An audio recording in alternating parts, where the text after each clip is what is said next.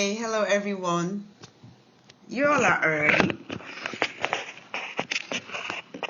Thanks for joining.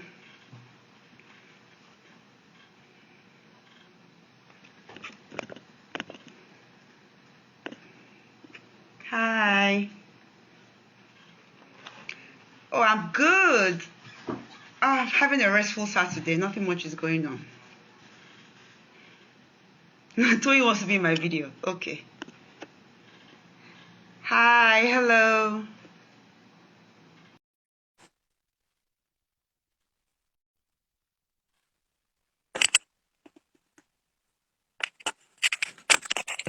Hello, hello. It's been a while. Hi, how are you doing? Fine, thank you. Good to see you.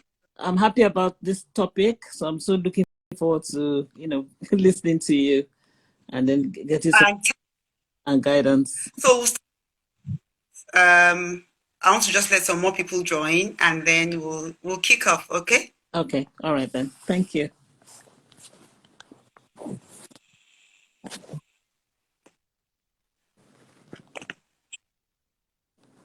So I'm not sure how to undo this, yeah?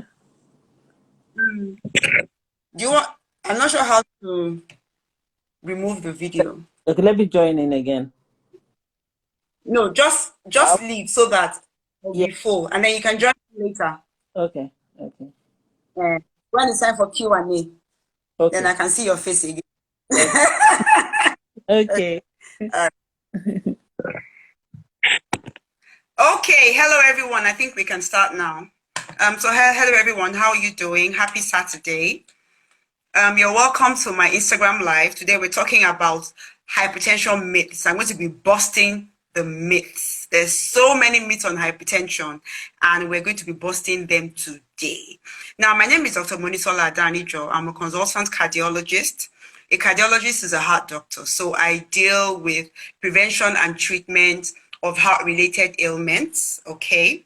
I'm the co-founder of Naveen Healthcare, where we detect and treat heart disease as well as their risk factors before it becomes complicated or before the patient develops irreversible cardiac damage. Right, so let's get straight to it. Now, there's so many myths around hypertension. So first of all, what is hypertension? So hypertension is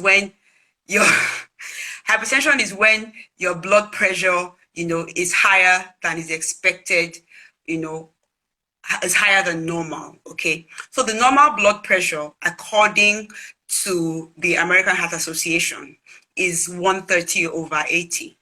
So if your BP is more than 130/80, then you're thought to be hypertensive, okay? Now, there are two ways to treat hypertension. We can either use diet only, that is, you watch your diet, watch your salt, as well as exercise, or we use a combination of these lifestyle changes as well as medication. Okay, so those are the two ways to treat hypertension. So I have a list of myths here that people sent in. So I'm going to be reading them one by one.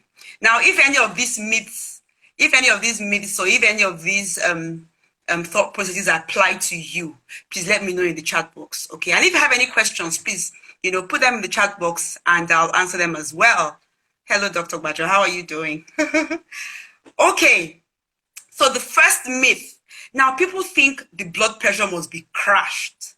So maybe, I see a patient and the BP is 170, 180. And the patient tells me, doctor, you must crash this BP. There's nothing like crashing BP. Now, crash means when you suddenly lower blood pressure. So maybe now the BP is 170/100, and then you give a super drug. Then in 5 minutes, BP now goes to 100/80. That is dangerous. Why is that so? Now, because your body is used to this high blood pressure. If your body is used to BPs of 170, 100, 180, 100, and then you suddenly lower it, to 90, 60 or 100, 60, what will happen? Now, the body will assume that there's blood loss and there's hypotension. The blood supply to your brain will reduce and you can get a stroke. You can even die. So the best way to reduce blood pressure is to reduce it slowly and gradually over days or weeks. Now, if there's something we call a hypertensive emergency, meaning that your BP is really high and you're having features of, other problems, like you can't breathe properly, or the kidneys are compromised, or there are other issues, okay, that is when you can now crash the BP. But you will now take it from 170 to 110 in 5 minutes. We carefully titrate it so that the BP can be reduced over hours. So there's nothing like, doctor, can you just crash my BP? That is dangerous, and that can cause death. Okay, so that's the first myth. Now, something else people also think is that blood pressure of 100/60 is too low. I got a call today from a relative of mine whose regular blood pressure is about 140/90. And he told me, doctor, help. Since I've started your lifestyle changes, I now have hypotension. And I said, okay, so what's your BP? And he said his BP is 117/80. That's normal blood pressure. So 117/80 is still normal. And yes, he achieved that just by exercising and eating right. So lifestyle changes do work, okay? Now, normal blood pressure is a range. Your BP is never exactly the same exact number. It varies from minute to minute, from hour to hour, and from day to day. So your range of blood pressure, your BP shouldn't go higher than 130/80, and it shouldn't go lower than 90/60. So if your BP is still 96/61, your BP is still normal. You don't have low blood pressure. Okay? If your BP is still 90/60, you are still fine. Now, some people now diagnose hypertension as a thing. So somebody walks into the clinic and the BP is 96/70, and they say, oh, madam, you have hypertension. Be adding salts to your food. That is not correct. Now, hypotension happens when the blood pressure falls below 90/60.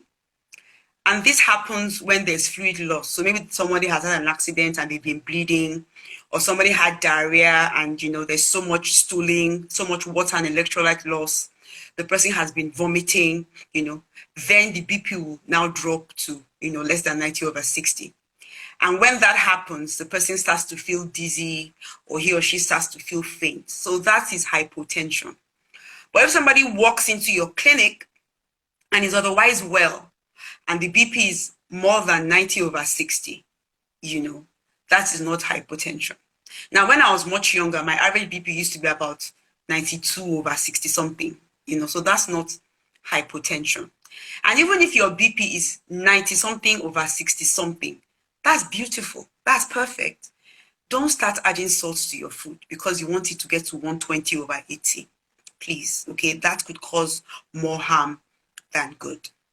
So like I said, if you have any questions or if you have anything you've heard about hypertension, please put them in the comment section so that I can answer the questions.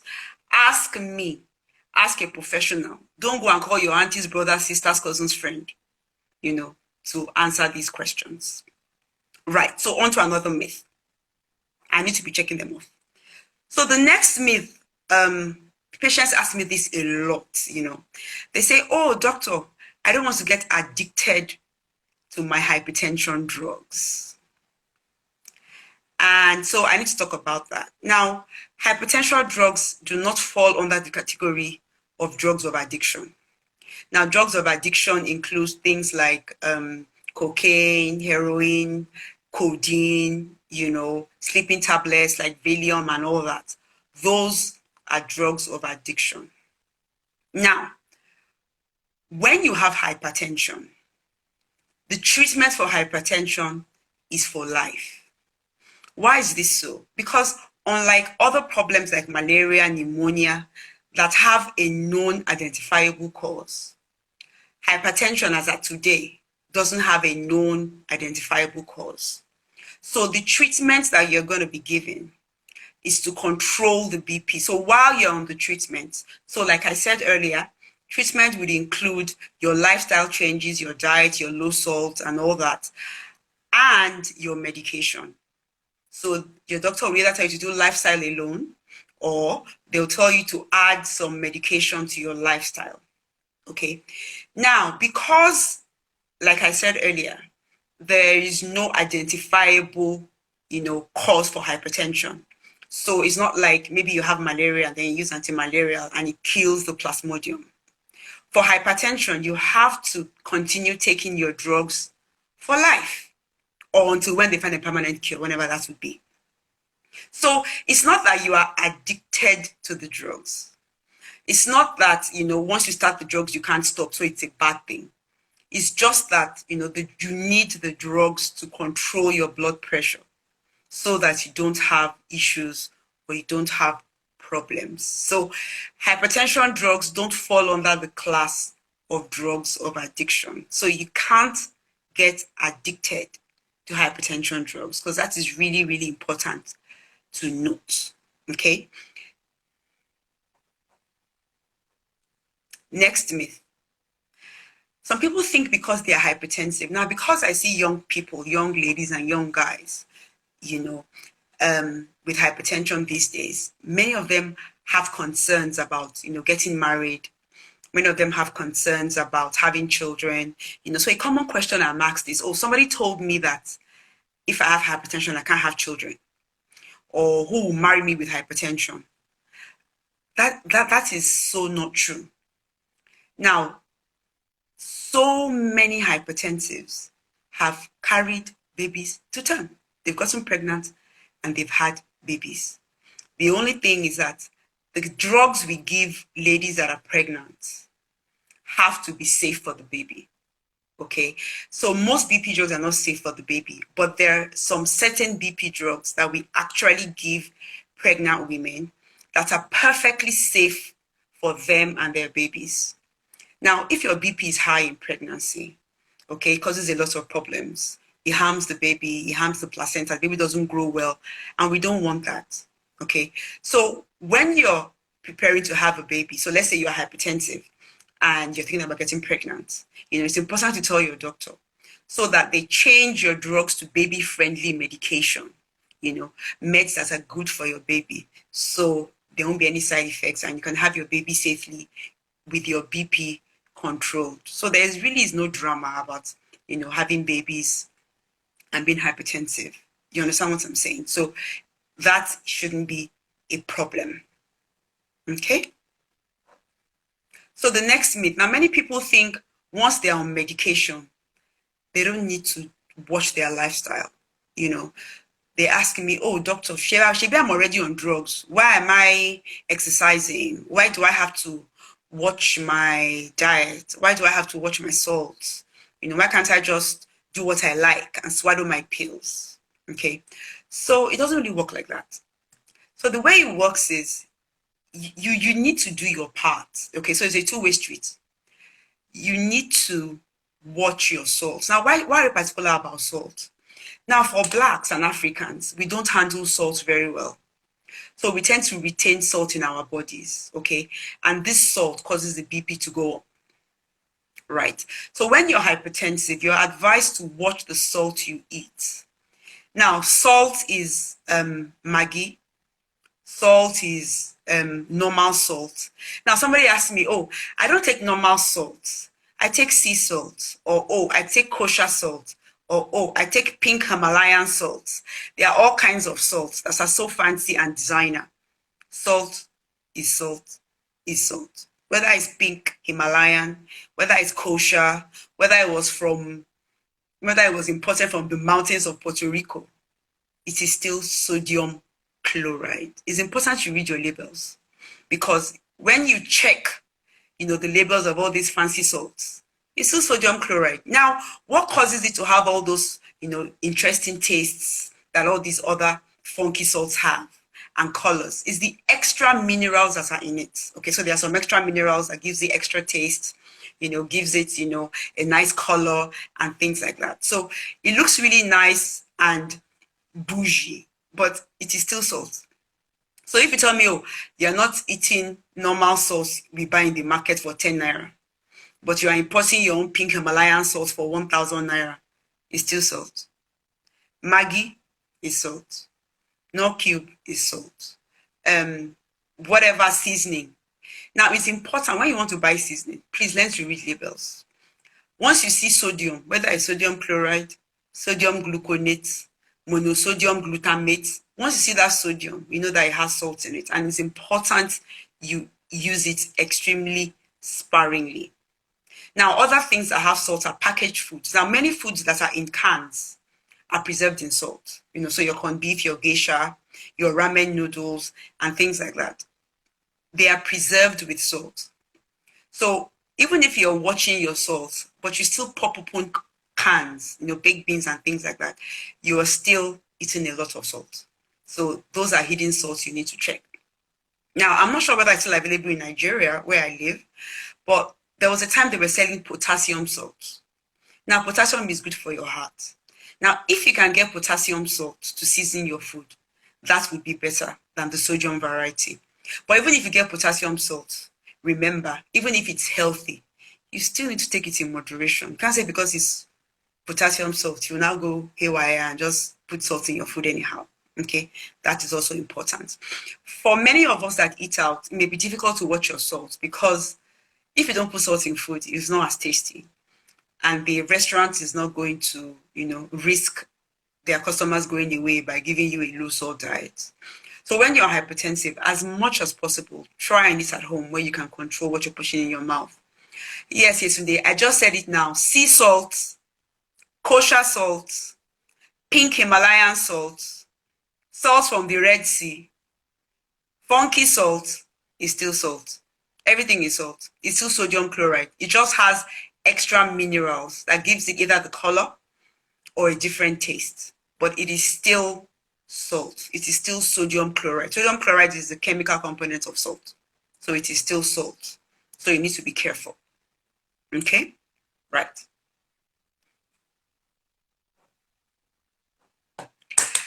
Many people tell me, oh, when I went to do my BP, the nurse asked me, what are you thinking about? You, this small girl, what are you thinking about? Why is your BP high? And I tell people, if BP is caused by thinking, then my BP should be the worst in the world because I can think. So that is another myth. Thinking, or as my Yoruba people say it, Kenyo maronu, does not directly cause blood pressure. However, stress is a direct cause of high blood pressure. Now, but it's not in the way we think. How does stress cause high blood pressure? Now, first of all, when we are stressed, right? Sorry, I need to charge my phone. Just okay.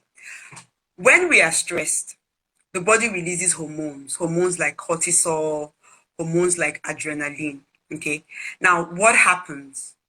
When adrenaline is high in your body, your heart starts to beat fast and your blood vessels become narrow. When this happens, your BP goes up.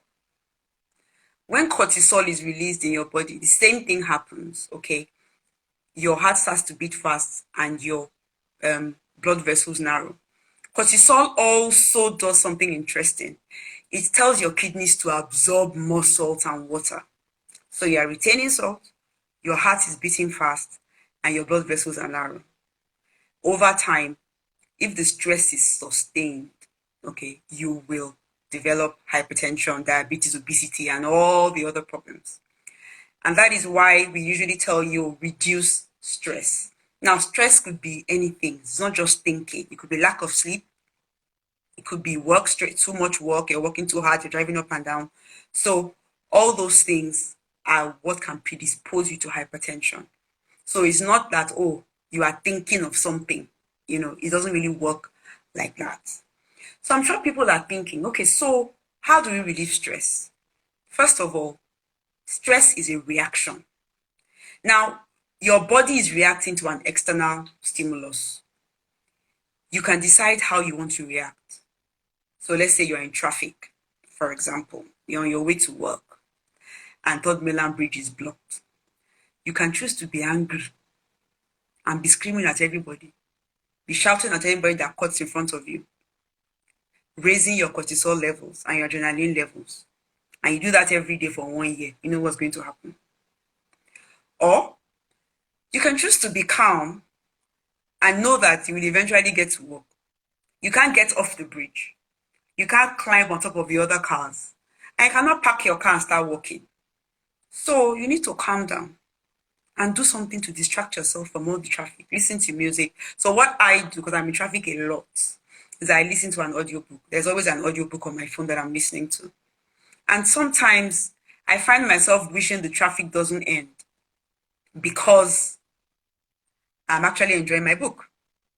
You know, so stress is a reaction. You choose to be stressed. You choose to react in a certain way. And when you react that way, then all your hormones will go crazy. Okay? Right. So enough of me talking. Now, somebody wanted to join. Where is Tony? Let me look for Tony. She wanted to join my live feed. Tony, where are you? Because she joined first and wanted to.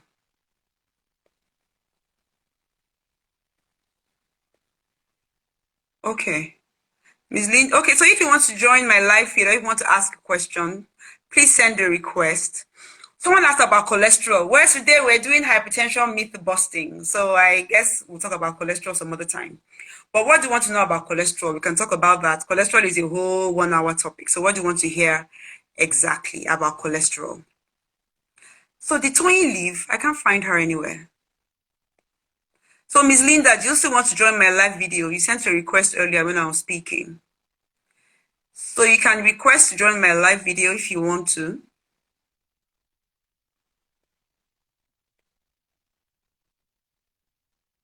Anybody? Or you can put your question in the chat box.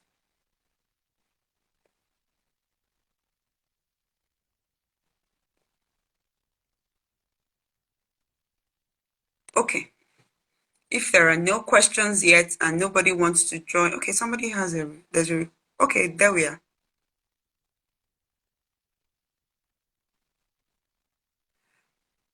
Or I'll start randomly inviting people.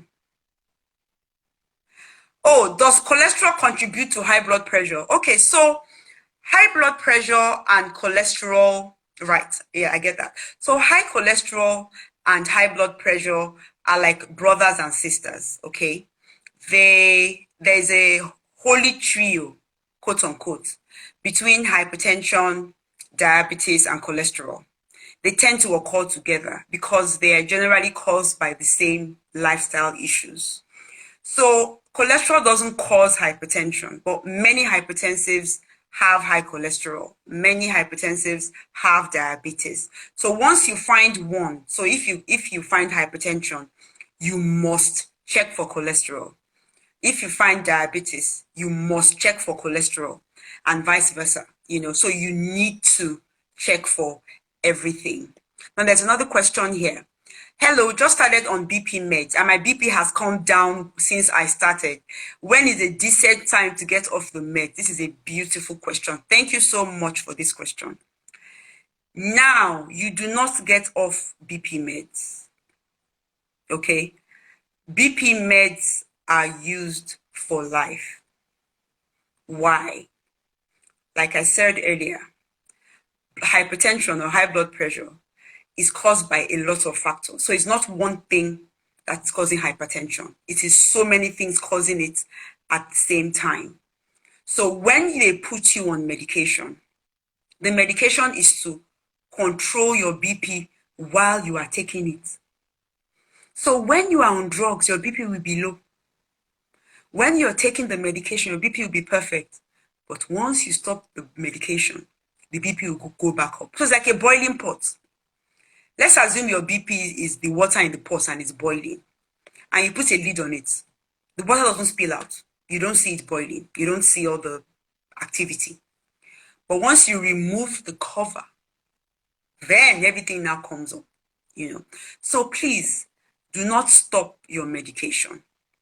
The only reason why blood pressure medications may be stopped is, let's say you're on BP medications and you lost a lot of weight. So maybe you were obese before and you lost a lot of weight and your BP starts to come down, then your doctor will decide to start tailing the meds down. You don't even stop it all of a sudden like that because you're not really sure what's going to happen. Okay, so that's when your BP drugs now get tailed down and stopped. Or maybe you have side effects, or maybe the BP gets too low. Then we now start tailing off the medication.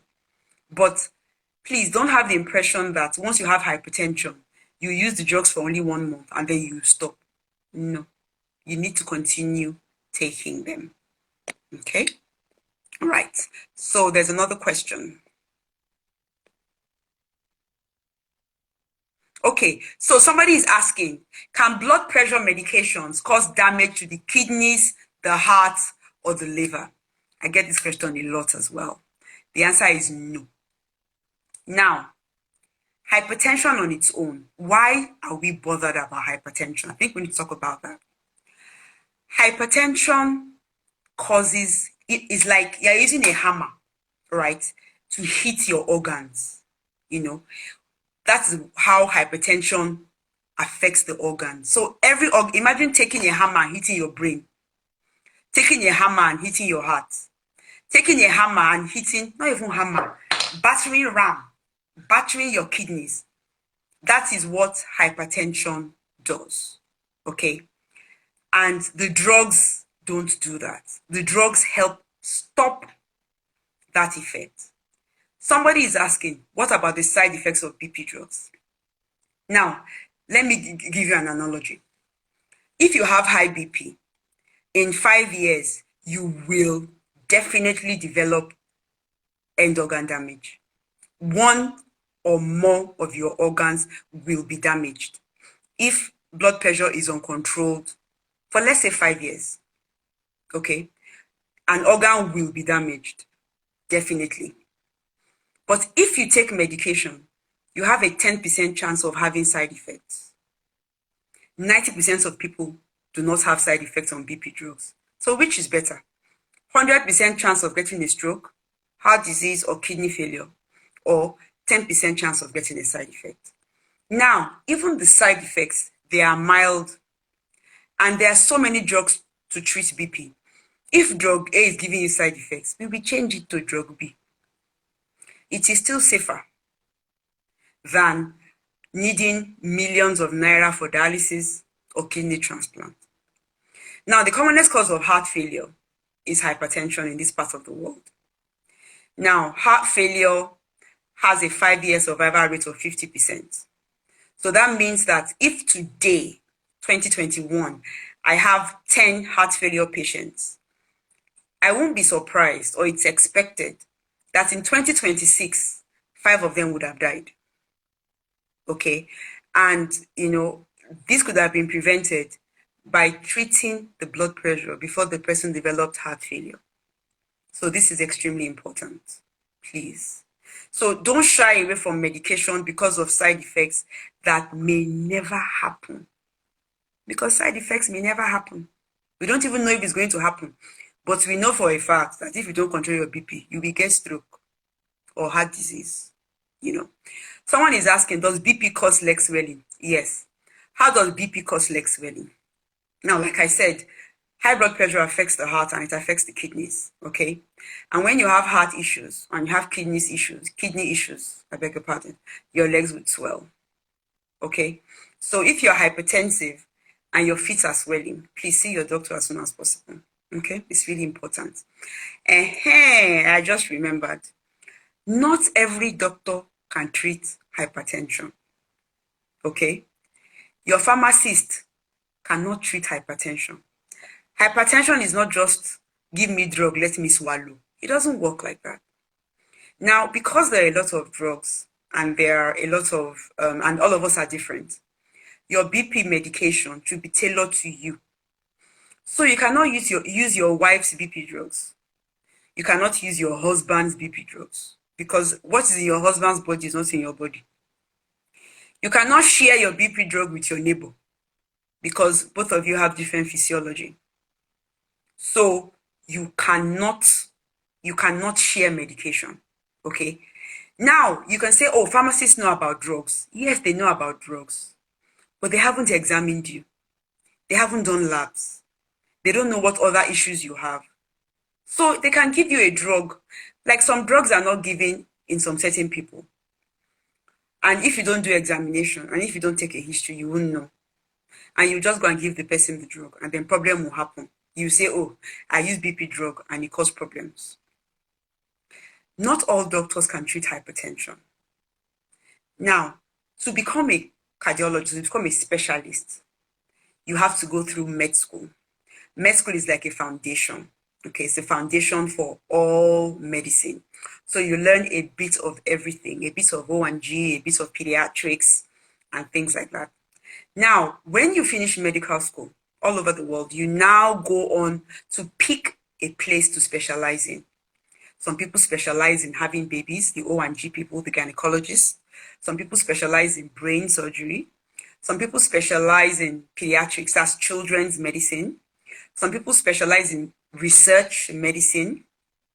And some people specialize in internal medicine. Now, internal medicine physicians, of which I am one, even in internal medicine, there are different specialties. You know, there's cardiology, there's brain doctor, there's liver, there's heart, there's skin or dermatology.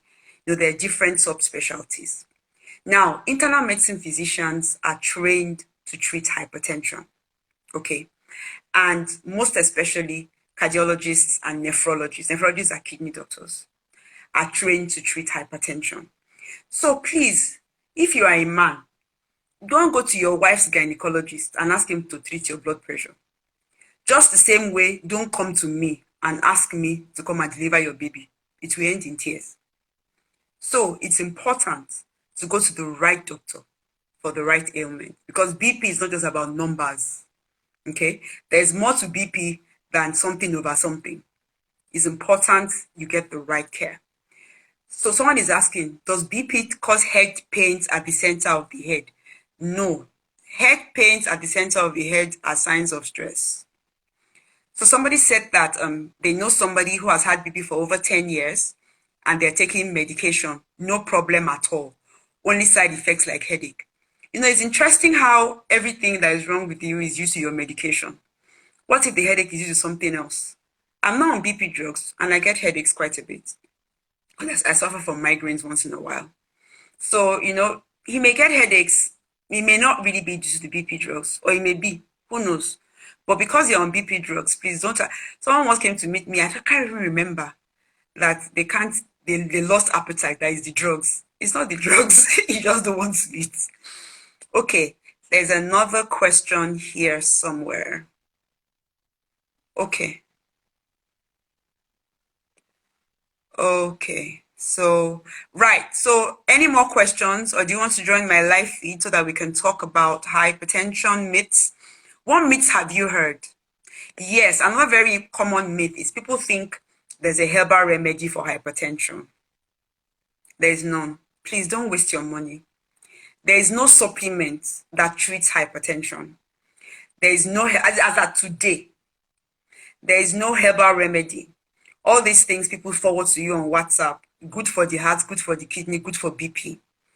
Everybody's trying to sell markets. And because hypertension occurs in 40% of Nigerians, you know, so if we are 200 million, 40% of us is about 80 million. So 80 million people, that's a huge market. Everybody's trying to get a share of the cake. Now, there are no herbal remedies or supplements that can reduce blood pressure. Okay. What supplements do? They are mainly vitamins. So they help to supplement your diet. But what I always tell people is, if you're eating a proper diet, if you're eating the way you should eat, you won't need so many supplements, you know. You won't need to swallow all the supplements in Lagos. You know, your diet should be enough. Okay.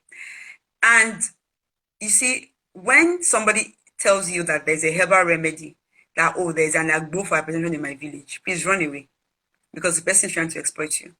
Let me let you into a secret. Some of my patients are tradomedical healers. Some of my patients are the ones that manufacture the agbo that you are buying to treat hypertension. They still come to me and I still give them Oyibo medicine. So we need to be careful. Okay? Right. So somebody said, great session. You're welcome. But I didn't add a needle question. Am I not using needle to bust all these myths? I'm using needle now. Or should I bring injection? You know. Okay. So herbal remedies, are not, proven, to treat hypertension. Instead, many of these herbal remedies actually are the ones that even cause more damage. Now, I've had patients who, okay, so I've been a cardiologist for quite a bit. I've been a cardiologist since 2009. So this is 12 years of cardiology. I've been a doctor since 1999. So this is 22 years of medicine. So I have seen a lot of patients, and I have seen the good, bad, and the ugly. I'm not sure anything can surprise me any longer. So I've had patients who went off their medications because somebody said they have the agbo for hypertension and developed kidney damage after, or developed liver damage. Because while I'm not knocking herbal medicine, many of the contents in these herbs are unknown. All herbs have chemical compositions. Take, for example, where do you get chloroquine from? Or quinine. Now, quinine is gotten from the bark of a tree, right? Right. So from the bark of that tree, there are other components. It also contains quinidine. Now, quinidine affects the heart in such a way that it can stop the heart.